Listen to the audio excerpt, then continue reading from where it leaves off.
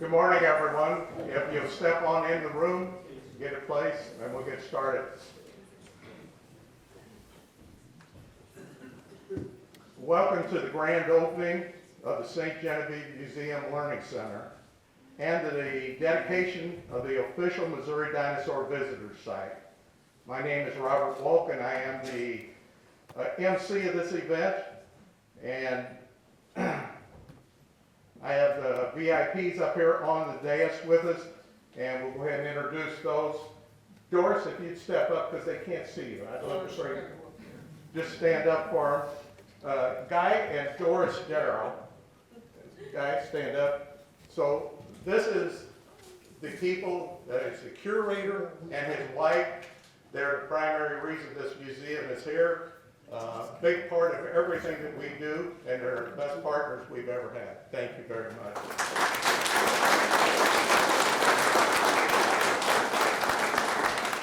We got the mayor with us, Mr. Paul Hassler.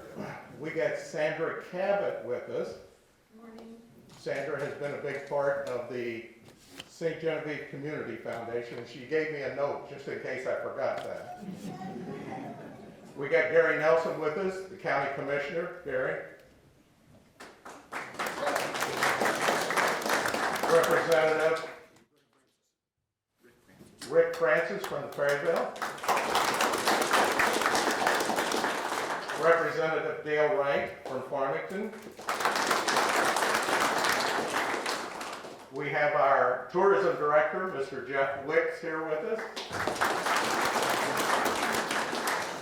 Mr. Vern Bowman. Vern is you're going to hear his name a lot in this We got Senator Gary Romine. We got the paleontologist, Pete Makovicki. And we got the preparer from the Chicago Field Museum, Akiko.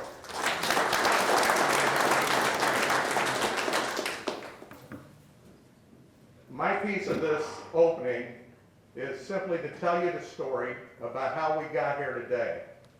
So, the St. Genevieve Museum actually started in 1935 in that little building 1/2 block across the street there, and it existed there for 80 plus years. It was a nice museum. It was part of the 200-year celebration of St. Genevieve. That's why that museum was put in place. It existed. It became complacent. We had a tough time paying our bills, and the museum board actually decided we had to do something different. We wanted to be a thriving piece of this community and actually contribute to the livelihood of the community. So, as I've said many times by being the president, things happen here that I can't control, and I got somebody upstairs that watches over us. So in 2014, Vern Bowman came to me and he said, I want to introduce you to somebody. So he said, Mr. Guy Darrow, I want to bring you in and I want you to meet Mr. Guy Darrow. He has an idea we want to explore about joining our museums together. He has a museum, we have a museum. And we'd like to explore that. So he said, let's bring it in and create a learning center, a place where the story of life on Earth could be explained from the single cell, which is over here in the end cabinet, on up through life today. Where young and old minds could touch and turn the page and enjoy life on Earth. A place that would house life-size dinosaurs, fleshed-out dinosaurs, which is the backdrop you're in today. I don't think we could have had a more appropriate or better backdrop for a grand opening than that.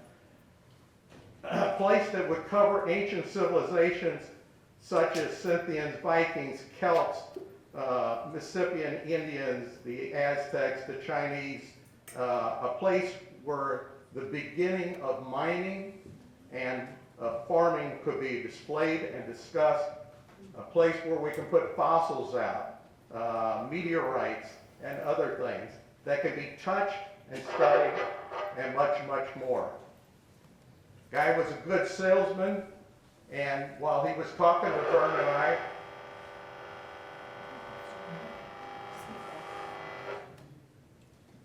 there's not much back up here.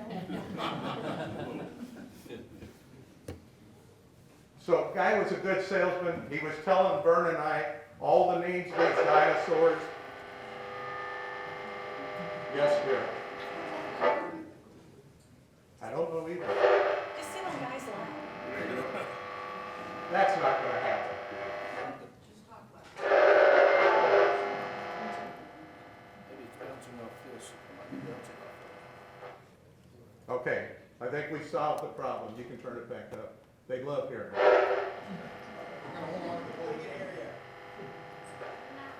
Put your hand on the podium. Put your hand on my podium.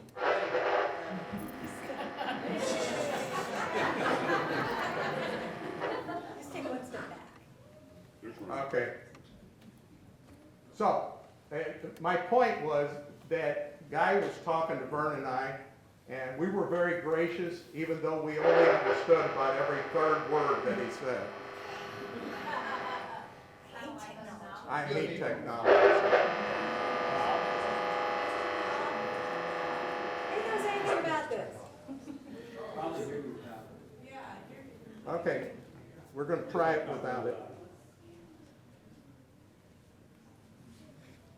Okay, so while we were talking, Vern and I could only understand about every third word because he's using every letter in the alphabet in every one of these dinosaurs.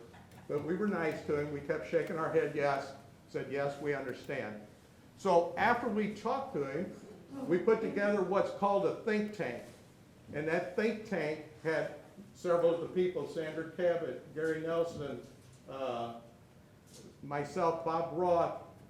There were people on that think tank, and all we did was got together and started discussing the ideas of what Guy presented to us and said, could this happen? Is it a possibility that we can make this happen? The mayor at that time was on the committee. We had commissioners, clergy, educators, and business leaders. We met many times over the next several months, and that actually started in the fall of 2014. So this thing was being worked on in the fall of 2014. That's when we started it. We moved forward, we actually took some trips down to Guy and Doris's museum that was down in Marble Hill. We looked at the way they displayed things, the professionalism, and it was the consensus of our committee that we wanted to pursue having the Darrells up here and moving him into this operation. What the Darrells asked of us, this is the first meeting, this is what the Darrells asked of us. Give us a good professional location to house our collection in, and give us a museum board that will run that so we're not in charge of everything every day. So we agreed to that, and in exchange for that, they brought their entire collection, their private collection, which you're going to see here, see upstairs, to St. Genevieve, and set up displays and gave the board direction on best practices of running a museum, something that we need a lot of help with.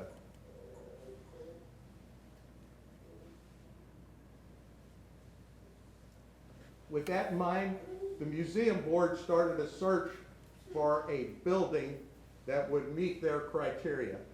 And this building, the Ketting building, was in the Ketting family forever, and it was for sale. The Kettings helped us out. They gave us a very good purchase price on the building. And at the same time, we also signed a contract with the Darrells. We would do our piece if they would do their piece. That contract was signed in 2017. This building was purchased in April of 2018. And we went through the process of starting all of that in motion, but there was one little bitty piece missing, which was finances. So we hired Marge Joyce out of St. Louis to do a capital campaign for us. and we raised the money to complete that entire endeavor. Well, we'd like to say we raised enough money to complete that entire endeavor. But as everything else, the building came in great, a lot of detail and a lot of work, so we're still working on the money end of it.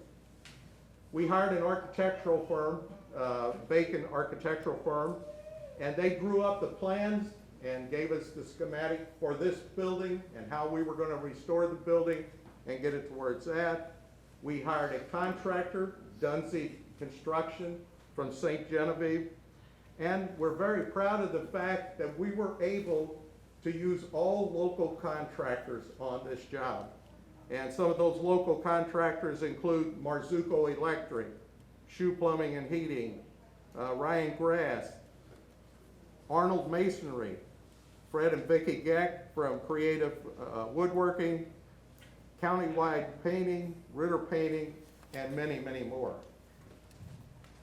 The project was completed, so the Darrows came in and started installing their displays with the help of Fred Darrow. Fred Darrow's in here someplace. Fred, would you raise your hand, please? I don't know if Steve is here today. I haven't seen him. Okay, another gentleman by the name of Steve Lee and Wes Bradley. So they brought in 3 professional people to help them, artists. Everything you see here, this is styrofoam on these walls. Those arches are styrofoam. Those bases under the dinosaurs are styrofoam. These people created every one of those right here on site, carved them out, along with Guy and Doris, right there with them. So everybody was there.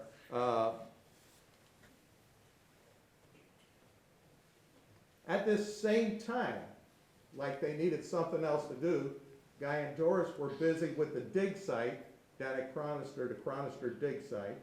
So they're working on the Missouri Dinosaur, and when they discovered parts of that, they brought in Pete and Akiko and brought professionals in to help them.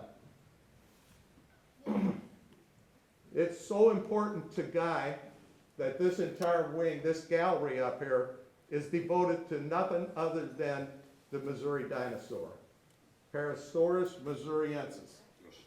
Yes, nailed that. See, I was paying attention, Bernie.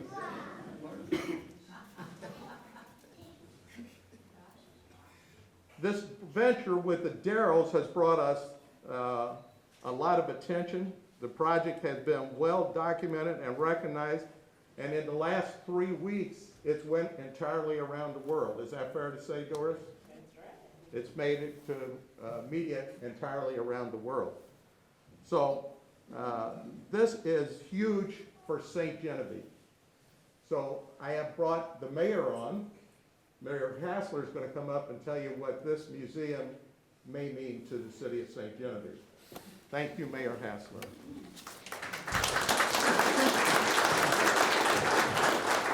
Well, first of all, I got to thank my friend is Dick Grimminger. I don't know where he's at in the room here. He was the mayor at the time when the vision was cast, and that's what strikes me as vision. Somebody has vision for something like this. I don't have that gift, but there is men and women that do, and not only have the vision, but they know how to put people together to make that vision come into fruition. And we're sitting in it here today, and it's an honor to be here this morning. It also, what it means for St. Genevieve is, the simple fact is it's going to bring people to town. Well, everybody knows, well, a town flourishes when you have people and they're spending money and they're staying. And but not only that, it's going to educate. And that's the key to everything, is to educate and then to tell a story. And that's what I love about St. Genevieve. It's got a great story, and it needs to be told, and it needs to be told forever. And that's why we're blessed to have this, the national park, and the foundation, and so many people that work that you don't even know that are working to make something like this happen. That's always impressed me as a mayor, is the amount of volunteers that come and work hard so that we can all enjoy. So, and I thank you all for this, and it's an honor again to be here, and God bless. Thank you. Thank you, Bob.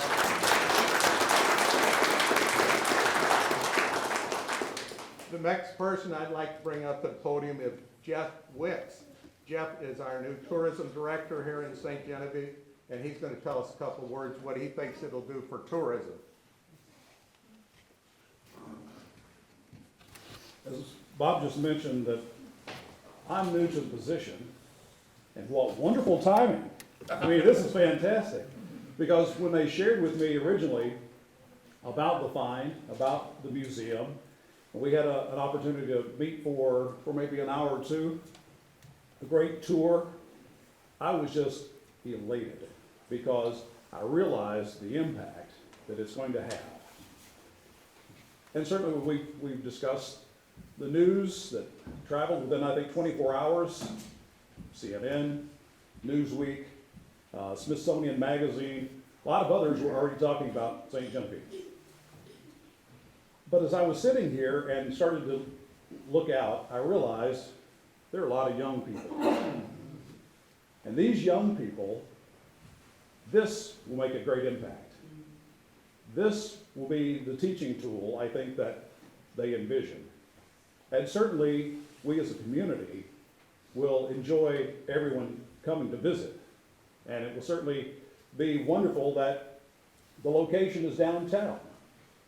Many small towns don't have that opportunity to have something to come downtown and to draw people into their communities. This is a wonderful place. It's a great staff, those who are backing all the efforts. And I've walked into just a wonderful situation. And I hope that you will tell all your friends and your family, certainly. And as the folks across Missouri knows, that tourism is alive and well in Missouri. And no place better than St. Genevieve.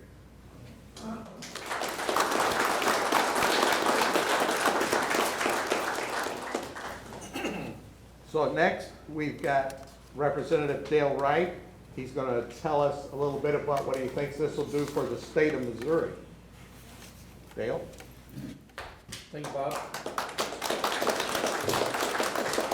Good morning, everybody. Glad to be here. Before I get started, I'd like to acknowledge my wife is here, Denise. Raise your hand. My granddaughter, Lucy, and our family paleontologist, Reed. If any of the staff kind of answer your questions on dinosaurs, just come to Reed. He'll answer those for you. And his mother put him on notice. Do not correct any adults here today. So anyway, we're delighted to get to be here today. What an honor to be able to represent St. Genevieve County, St. Genevieve, the city. What an honor it is to do that. And speaking of wonderful timing, I've been the opportunity of serving now 3 years. I showed up right on the time after all the heavy lifting had been taking place. And so I get to be the benefactor of all this wonderful facility. I know a lot of people have put a lot of time and effort into this, and I'm delighted to get to be here.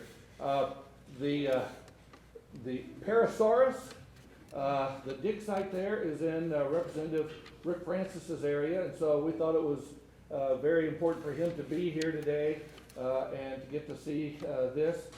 He is kind of a mentor of mine. I've been there 3 years. He's been there longer, so I appreciate Ricky being here today. Several years ago, I guess it's been 15 years ago, my wife and I had an exchange student from Germany. And so I thought I would really impress her about seeing some old things. So we brought her down here to see all of the buildings, and she kept seeing all these signs, 1735 and 1790 and all of these different things. And I thought I was really going to impress her, but she didn't seem to be really impressed. And so I thought, well, that's odd. So I said, what's the problem? She said, well, in Germany where I come from, all of our buildings are back in Roman times. So I didn't really impress her. So I'm going to invite her back. I want her to see her to beat 90 million years. Okay? And as Dick said, this is not only good for when Bob said, it's not only what's good for the community here, but it's also good for our state. This is going to bring in tourism like we've never seen before. Representative Francis is the vice chair of the Agriculture Committee. That's our number one industry in the state, $88 billion. The number two industry is tourism at about $20 billion. This is going to add to that, so it's going to help our entire state to bring people from not only in the United States, but all over the world. I had the very first, the honor of my very first bill that I signed, that I got signed by the governor, was the getting some Missouri properties transitioned over to the national park, so it could actually become a national park here. So this is all very close to me. And so that's going to be a really, that was a really big thing, a real big occurrence for St. Genevieve and the state. But I have to tell you, I don't know if anything can compare to what we're experiencing today. Ladies and gentlemen, we are living history right here. This is history. You're going to be involved today in history and just being here. So we're going to be advertising this statewide. If we have any brochures, they're going to be in my office. And we're going to start advertising statewide here. But it's going to be a boon to the economy for the state of Missouri. And I just want to thank all of those who are responsible for this great facility. So thank you very much. Guy, Bob, everybody, we appreciate what you've done. So thank you very much.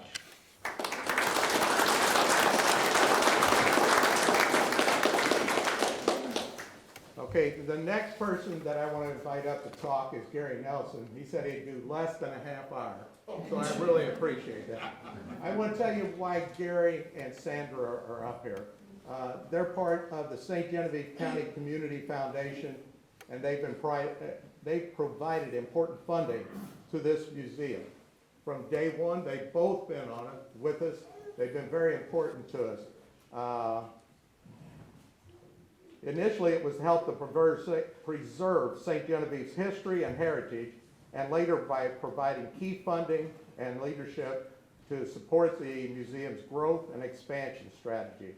As a board member and president of the Community Foundation, and for 7 years as the director of tourism for St. Genevieve, Sandra has played an important role in helping to get us where we are today, and she currently serves as an advisor to our board.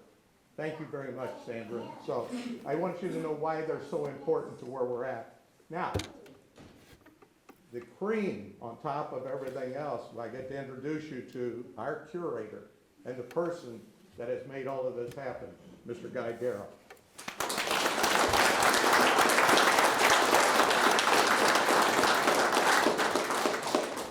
Appreciate everybody being here today. This is something me and my wife has wanted to do for a long time, and the folks here really made all this happen, and we're just proud that we have our collection here, and we're hoping that this goes in the future and is a big learning boom for all the kids that would come to see it, and just really appreciative that you guys are handling this for us. So there we go.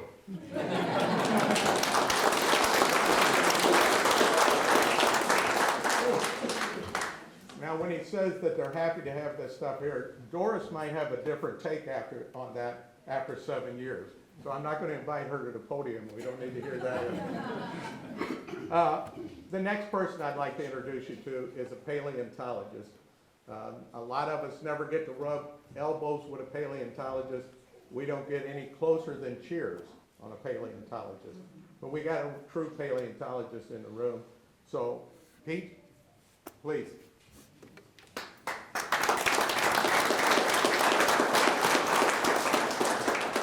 Thank you, Bob. Thanks, everyone. So the story of the Missouri dinosaur is quite long and twisted. I'll just give a very brief synopsis.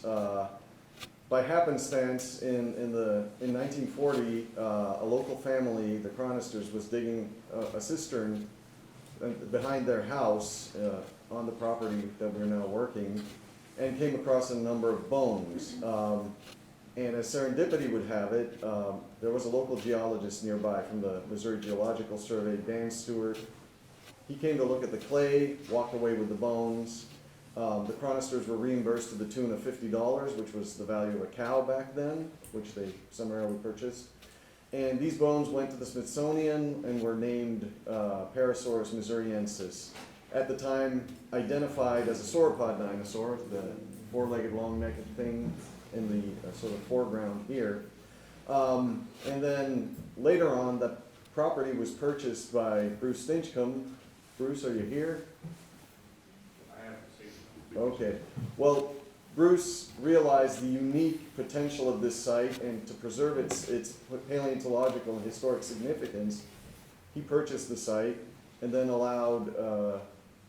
commenced digging there and allowed Guy the sort of first excavations there that led to the discovery of some of the fossils you can see in the lab.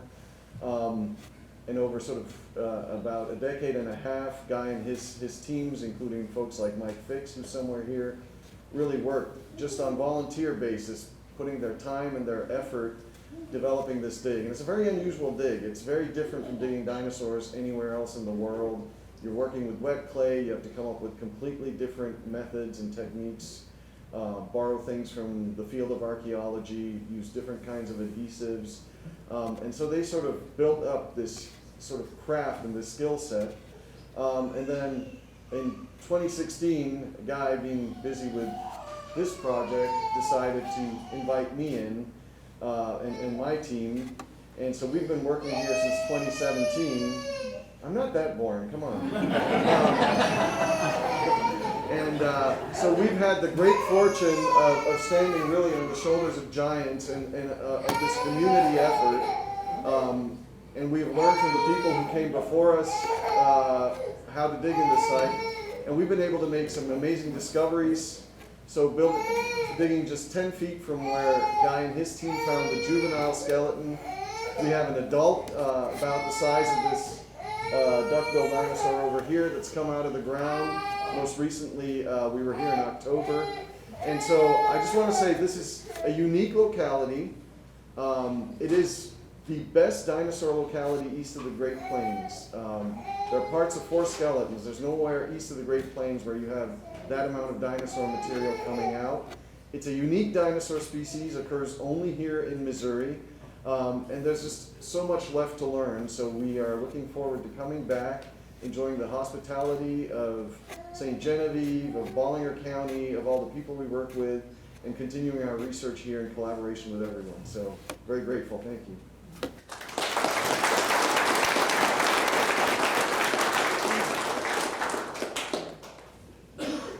Okay, I am going to turn it over to the chairperson of this entire committee, and without her, we wouldn't have this done. She has played a major role in everything in this museum. Stephanie Grimminger, if you'll step up. But before I let her go with it, I again want to tell you how appreciative we are to Guy and Doris. I don't know if you realize 7 years of work, and I do mean work, and on both of their parts. Guy's here, Doris is at home, she's doing research, has brought many things to our attention, guided us when we were going in the wrong direction. Guys, I'd love for you all to give them a big round of applause, please.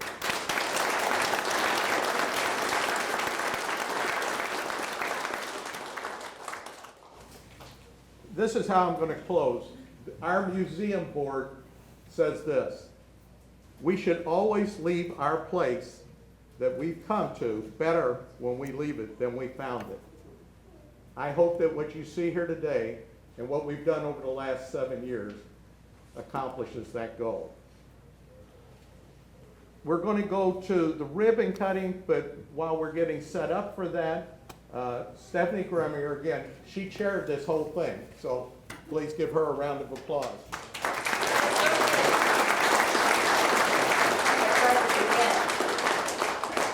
Our people are going to file out of here. We're going to do our ribbon cutting right on the entrance to the Hall of Giants. So I know we have some people there. If we can kind of move you this way a little bit to make room for our dignitaries and museum board people. We also have Guy, our Fred, and Jeff Wicks, all of you people giving the ribbon cutting. And you guys can just stay here. What I'd also like to tell you is that besides taking the time that you have today, visit all of our galleries. We have a lot of things to see here do, not just dinosaurs, although they are kind of the showstopper, I think you will agree. But we will have some other things going on, about 12:30 or 1 or so. Much like we had today with paleontologist Pete McAvicky, he's going to give kind of a more extended learning session, if you will. So that should be quite interesting. So you're welcome to stay and listen to that. As well as Akiko Shinwa, she is the preparator at the Chicago Field Museum. She'll be talking a little bit, and then Guy, our curator, he'll also chime in there too. So we'll have kind of a Q&A session at about 12:30, 1 or so. So that'll be up here, and you can feel free to be down there. Oh, now it's starting again. Now it's starting again. Okay. So we do also invite you to become a charter member of this museum. We had charter members back in 1935, and we have them again now for this museum. So if you'd like to join, you only have until the end of the year to do that, to become a charter member of this museum. So we invite you to do that. We got some giveaways for the kids as they're leaving. They can get a dinosaur cookie or a dinosaur foot cookie trap. So that'll be kind of fun. So we, above all else, we want you to enjoy yourself, take advantage of all there is to see here at the museum, and have fun. So we'll see how we are with the cutting ceremony there.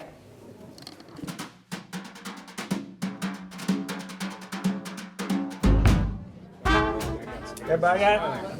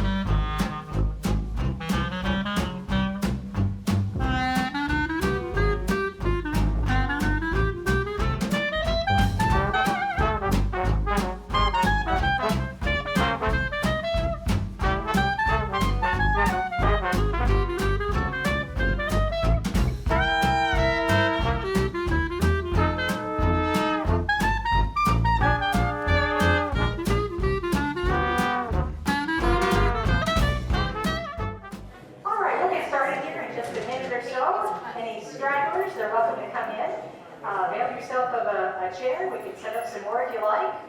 Are you having a good time? Yeah.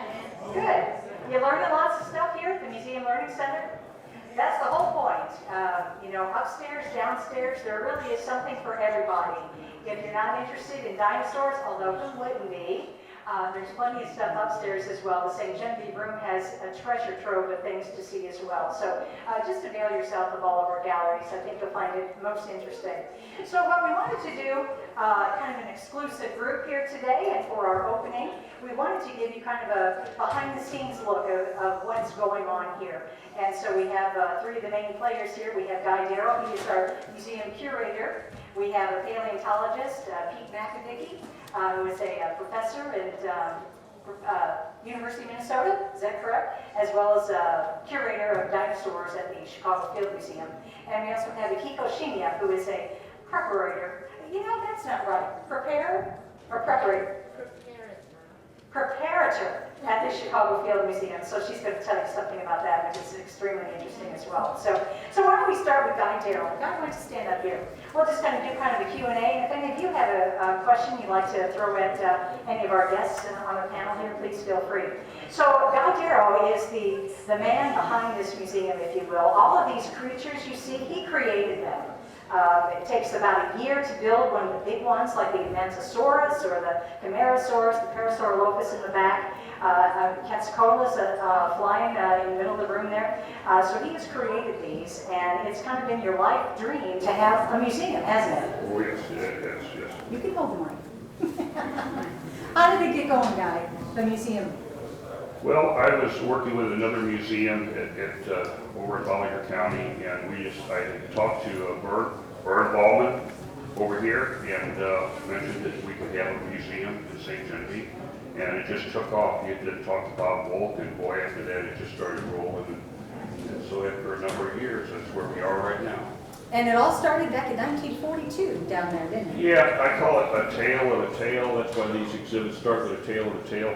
Back in 1942, there was a fellow named Dan Stewart. They sent to southern Missouri to look for dinosaurs.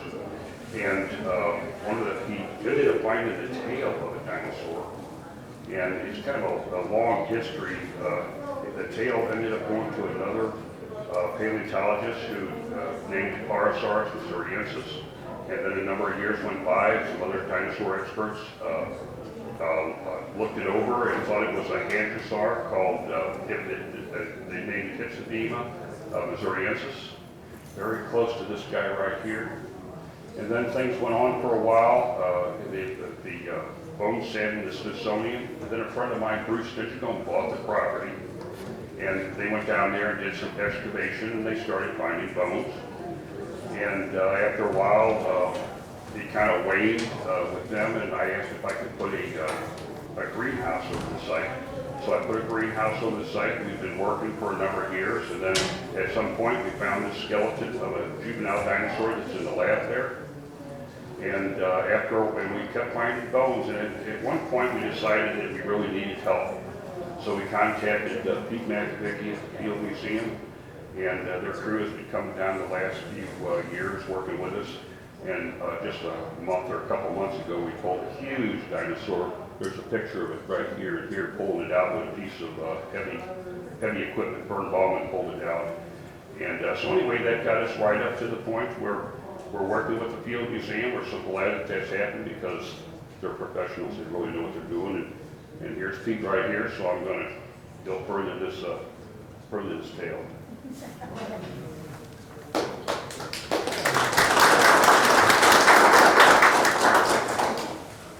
Thank you, Guy. So I got involved with this in 2017, and you know, when Guy first took me to the site, the original greenhouse had sort of collapsed, and the site had filled in with water. So I looked at what essentially was a frog pond in the fall. But then he actually showed me the juvenile dinosaur that you see in the lab there, and I realized that this is a really unique site with some fantastic potential. And so I told Guy I was very interested in working on it, and I think by now you figured out Guy doesn't do anything in half measures when you just look around this building. So by next spring, he put in a new greenhouse and pumped that frog pond dry, and we started digging. And very quickly, we started finding fossils.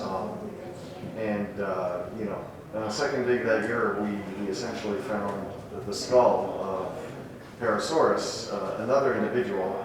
So the little one has parts of a skull, and then we found an adult skull, and then we found the forelimbs. You can see a forelimb cast in the other side of the lab. And then we've been coming back, the site is sick with fossils. We've actually had to come down, Akiko and I and one of my former postdocs, to just take out a whole bunch of turtle skeletons that were in the way so we could keep working around this big dinosaur that the main part of finally came out in October. So it is an incredibly rich site. As I already mentioned, it's probably one of the richest, or if not the richest, Mesozoic locality east of the Great Plains. And it's just been hiding there in the backwoods of Missouri since the 1940s. It's been a tremendous privilege to work there. It's been an amazing experience to sort of come into this team of local volunteers and people generous with their time, helping us on the site. We couldn't have done it without them, so it's been a fantastic experience, and we're looking forward to many more years of field work here. We've got a couple more questions for you. One, what's different about the soil and everything down here, why there are so few pockets of dinosaurs, you know, on the western part of the United States. And two, tell us a little bit about your history. You've been all over the world doing this, haven't you? Yeah, so I've been doing this for about, well, let's say 25 years, starting with grad school. And, you know, started sort of early in my career in the classic hunting grounds of Western Canada and the Western United States. Worked in Mongolia, China, Antarctica, South America. Honestly, I never expected to work much east of the Great Plains because, you know, this isn't classical dinosaur country where you have miles of bedrock exposed and where people have found stuff. Most of the rock record that's preserved around us here in Missouri is much older than the dinosaurs. It's from the Paleozoic. So, you know, the eras of time before dinosaurs were around. But of course, you know, dinosaurs did live here.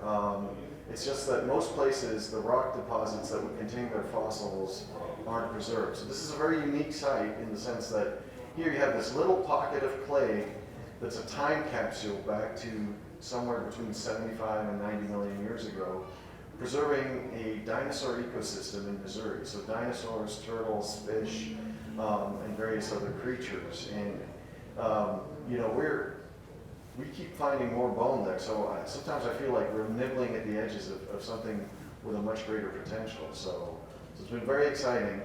And this, as I said, this is a unique window of time. Most of the dinosaurs that you see models of here, whether it's Montosaurus or Parasaurolophus in the back with a big crest on its head, these are all animals from Western North America. We know that record incredibly well. But about 90 million years ago, where we are now is actually beachfront property. And that's because there was a seaway between the Gulf of Mexico and the Arctic Ocean running kind of across the Great Plains states, Kansas and the Dakotas, up and through Canada. Right where we are now is actually beachfront property. And that's because the Mississippi Valley had an arm of that seaway running up through it. So this would have been a very different environment at the time, and one that, as I said, there's really very little record of. So in a sense, we have this unique time capsule preserved at the Cronister Dinosaur Site that's really going to let us look at this time slice in a detail we never expected. And as I said last night, we had a little talk last night too with our guests, and you feel like you're watching a Discovery Channel show, don't you? I'd like to ask Akiko to come up here. Akiko was involved with this dig as well as a number of digs around the United States, and she doesn't just go to the digs, but she also takes the bones back with her to the Field Museum. And tell us about what you do there. My title is a chief preparator of fossil vertebrates, so I have a unique opportunity to participate in field work and look for fossils, finding fossils, dig fossils, and bring back to Chicago and clean the fossils. So cleaning fossil process is essentially taking fossil out of the rock. So that's what I typically do. Tell us more. Well, so for this Paleosaurus site that we have working in, it's very unique, not just because, like Pete was talking about, how rare this discovery is, but the preservation of the fossil in the ground is in the saturated, groundwater saturated mudstone. So typically, wherever we go, including Antarctica, rocks we dig fossil from are hard. This one is a wet mud. So when we are digging fossils, not only the rocks are soft, fossils are soft too. So until we pull out the fossils out of the ground, let it sit in the lab until it completely dries, the fossils are sort of like mushy. So, but once it dries, it has a very nice surface and we'll be able to clean, very beautiful.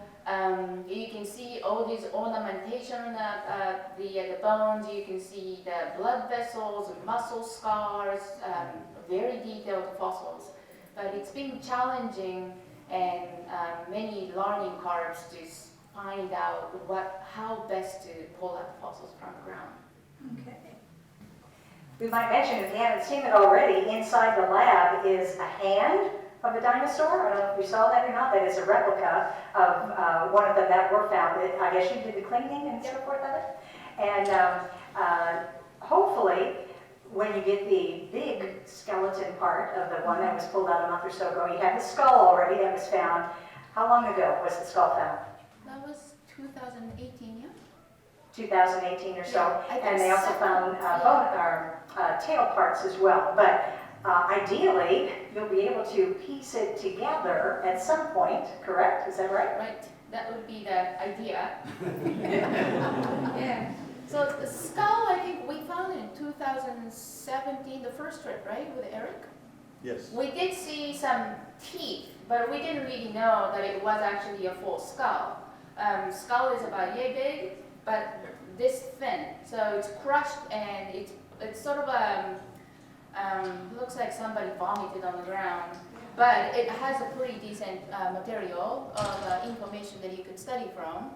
And then underneath of this skull, that's where we found the hand and arm bones. Then underneath of that is this large jacket we pulled out. Presumably we have the torso region. So. Yeah, so that's pretty exciting. So ultimately, maybe we'll get reproductions of that portion of the dinosaur as well to have here at our museum. So that's kind of the plan, I think, way into the future anyway. Do we have any questions? Now's the time. You don't get, yes, please. I'd like to know if the fossils that you got, or the dinosaurs bones that you got from the soft material, showing the blood vessels, etc. Is that extra detail that is not possible from the hard recoveries in other parts? You could see both, yeah? Yeah. Yeah, you could see even in the, what's probably good for this site itself is because the mud is pretty soft, you can see more details. Hard rock and a hard fossil sometimes is not easy to clean off, but this one you could see quite a bit of detail. You could see some of the hand bones in the lab, but you could see like quite a bit of detail. And is it more easy to damage them in the hard rock recovery? Yes, Yeah. it is. It's really pretty fascinating. You can see from a couple of the pictures here, we've gone down to the dig site and watched these guys at work, and they are laying on the ground, and they got this little pick and little brush, and they're just working away on this little bitty part, for hours probably, and it's fascinating. Don't you get tired doing that? No, actually, I don't.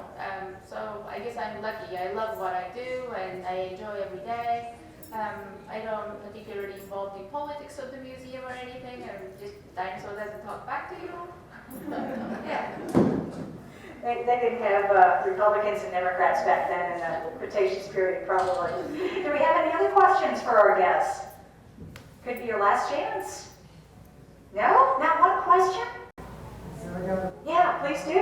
I know I've heard a Tyrannosaur teeth collected at the site. Is there any bone material from the meat eaters? Bone material from the meat eaters down at that site. Who wants to answer that? Guy? I think all that we found down there that I know of is a tooth so large of a Tyrannosaur-like tooth. So we know there were some large predators down there. And of course we found also some armored plates off of some crocodilians, some big crocs, which have been large enough probably to take down these dinosaurs. So that's a pretty big croc. So there are some predators down there that we found. Interesting. So hopefully we'll find a Tyrannosaur skull or a jaw. That would be cool. That would be very cool. I got another question for Pete, and I've heard you talk about this before, as to why there's a different time zone, if you will, at that dig site.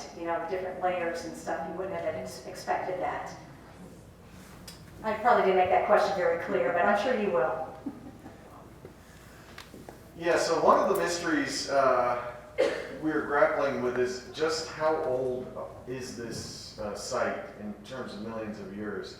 We know it's from the Cretaceous, and that's, pretty abundantly clear from the kinds of dinosaurs that we were pulling out of the ground. But the Cretaceous starts, 145 million years ago, goes to 66 million years ago. So that's a big time window. And we've been trying to sort of narrow that down. And one of the usual methods which geologists have used to do that, which is to date either fossil pollen or shells of fossil invertebrates, isn't available to us. Those types of, we're finding dinosaurs, but we're not finding these other things that are usually much more common.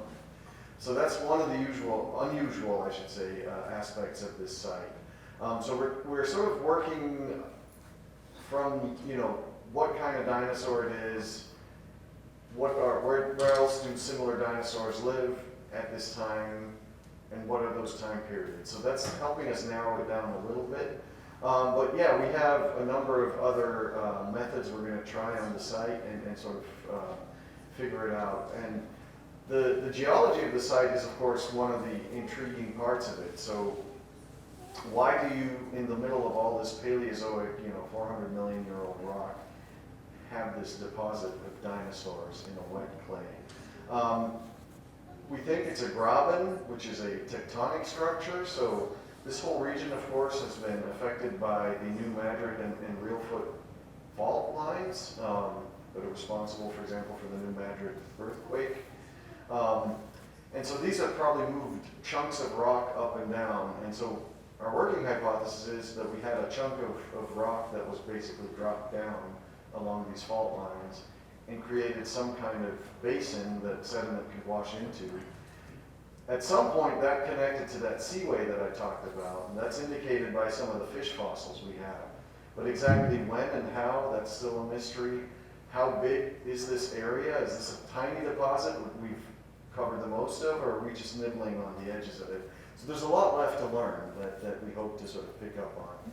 Great, okay. And Guy, a final question for you. Why is it you think that kids of all ages are so fascinated with dinosaurs? I've been using my dinosaurs, traveling with them for the past 30 years, going to botanical gardens and setting them up. And normally, in a 4-month period, we get like 100,000 visitors. So dinosaurs are people magnets, and they've been paying my bills for years. And it's something that I've always loved. I've still got my little tiny dinosaurs since I was a kid. The only thing that's different is my dinosaurs are a lot larger now. So people love dinosaurs. I don't think that's going to stop. No. And by the way, Missouri is dinosaur country.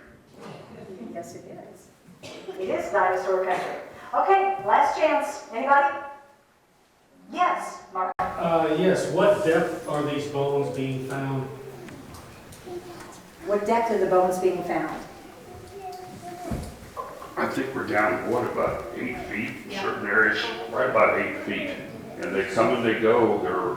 You'll find a mass of bones and then it'll kind of thin out. But it's really unique because all these bones that we're finding, there's all these great big turtles that are mixed in with them. So it's really not just, it's really a whole environment that's preserved, not just dinosaurs. But it's right at 8 feet, Guy. Yeah, but it could be deeper. Oh, okay. Originally, I jumped in, they were down about, I think, 12 feet, and I jumped in backhoe scoop, and they lowered me down. And then I picked up dinosaur vertebra, and it was down that deep. So I don't know how deep it really goes. I don't think none of us know. It just varies. Yeah, it could go way down, way deeper, so. It's our hope here at the Missouri Museum Learning Center that we will have guests like Pete McAvecchi and Kikishinya come back periodically and do presentations for us so that we can have more people come in and hear the story about the dig site and dinosaurs in this part of the world. So we hope you avail yourself of that. Yeah, question? So you said that this area was at one time technically beachfront property. Is there any way to tell that what you're finding has not just floated here from another area, or did they actually live here and originate? Interesting question. He asked, did the material, the dinosaur material, kind of float here because this was very water covered at one time, or did they originate here? Who wants to field that? Pete? That's an excellent question. So there's sort of a sub-discipline of paleontology called taphonomy, where you look at, try to infer the processes that happened between the death of the animal and then when it became a fossil. And so clearly these dinosaurs weren't swimming in the water. They did fall into a body of water and probably get transported some distance. We don't think they would have floated over from across the other side of the sea. And the reason we don't think that is that there are actually, we have dinosaur fossils, for example, from the chalk of Kansas that are clearly what we call float and bloat specimens, or bloat and float, I should say. So things that, died on land, washed into the seaway, and then, floated out. And they tend to have a very distinct pattern of what's preserved and what's not preserved. They tend to be sharp bitten. So they don't tend to hang together as nicely as this material does, which suggests this only traveled a short distance.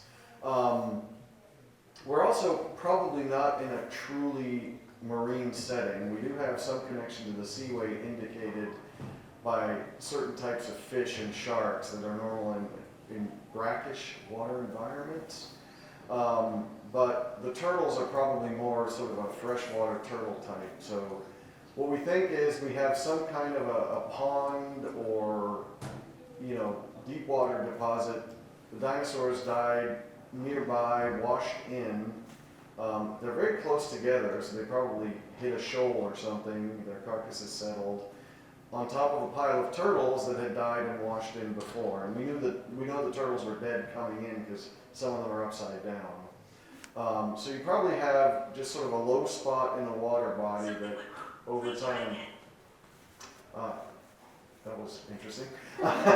So we find sort of multiple layers of bones here. So it's not one catastrophic event where, there was a huge flood or tornado or something, a lot of things died and washed in. There's actually a zonation in the deposit. So it's fish, then turtles, then we have, the dinosaur on top, and then a smattering of turtles on top of that. So this was a site that was collecting or accumulating fossils for an amount of time. So I've set off an alarm somehow. I guess so. I don't know. All right. Well, as I mentioned, we do plan to have people like our guests up here doing a lecture, kind of a lecture series, if you will, from time to time, as well as topics on all the things that are that you'll find here in the museum. Civil War era, various the frontier, our agriculture and mining section. So we've got a lot to offer here at the Museum Learning Center. We hope you come back again. So thank you so much. We thank our guests here. Akiko Shinya from the Field Museum in Chicago. Of course, our curator, Guy Bureau, and McAfee, paleontologist. Thank you all and enjoy your visit. I got one more question. How big are the turtles? How big are the turtles? It's about this big. Yeah, Pretty we have several, well, more than the several, but yeah, some of the intact ones are about. Good job, guys. Thank you so much. Yeah, this is underneath the skull that the Field Museum had cleaned. After they had prepared it, they found two of these arms side by side. And what's unique about this dinosaur is this thumb claw here. Instead of an articulating thumb, this is actually the bony core. It would have had a sharp, like a cow horn type material coming off of it. So it would have been a lot bigger than that is, and very, very sharp. But this is the hand of our Missouri dinosaur, Parasaurus missouriensis. And I've never seen anything like that. I mean, it's just the coolest thing you could imagine. Yeah. It's on Missouri's treasures. Mike is working on the partial skeleton of a juvenile Parasaurus. Doing some reverse excavating in this museum here in our lab.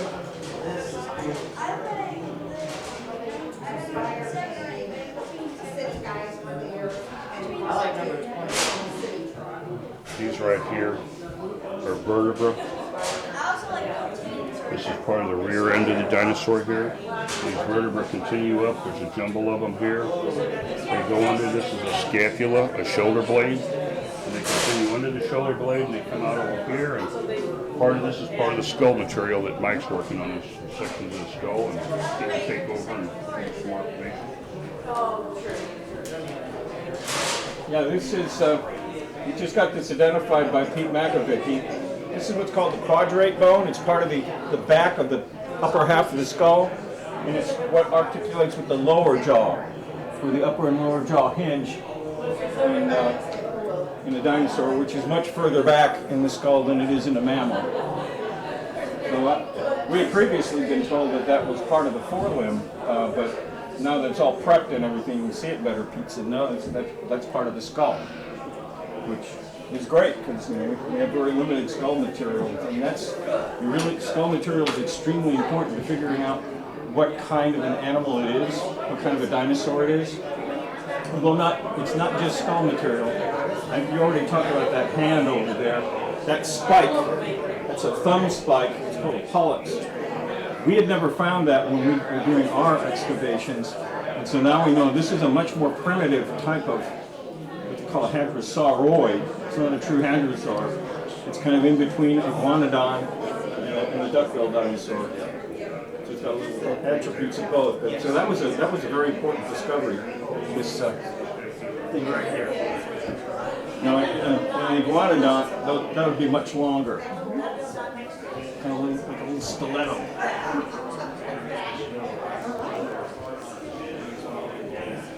Anything else? That's good, Mike, thank you. Thank you so much.